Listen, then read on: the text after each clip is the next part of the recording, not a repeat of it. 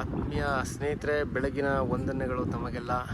ಇವತ್ತು ಒಂದು ಪಾತಪಾಳ್ಯ ಅನ್ನೋ ಒಂದು ಗ್ರಾಮ, ನಮ್ಮ ಬಾಗೇಪಲ್ಲಿ ತಾಲೂಕು. ಇಲ್ಲಿ ಬೆಟ್ಟವನ್ನು ಹತ್ತಿದ್ದೀವಿ. ನೋಡಿ, ಕಲ್ಲುಗಳು ಹೇಗೆ ಒಂದು ಒಡೆದು ಸಣ್ಣ ಸಣ್ಣ ಕಲ್ಲುಗಳಾಗುತ್ತೆ ಅನ್ನೋದಕ್ಕೊಂದು ಉದಾಹರಣೆ. ಒಂದು ಮರ ಹೇಗೆ ದಪ್ಪ ಬಂಡೆ ಒಳಗಡೆ ಸೇರಿ ಆ ಮರದ ಬೇರುಗಳು ನೋಡಿ ಎಷ್ಟು ದಪ್ಪ ಆಗಿದೆ.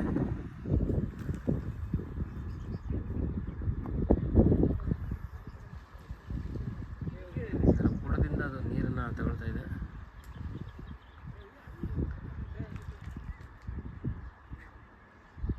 ಬುಡದಿಂದ ತಗೊಂಡು ನೋಡಿ, ಒಂದು ಅತ್ಯದ್ಭುತವಾದಂಥ ಒಂದು ಚಿತ್ರಣ.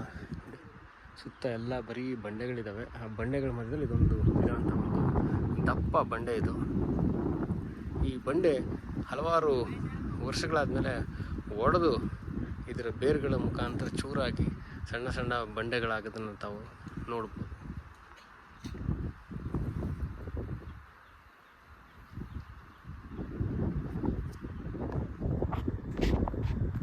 ಟೀಮು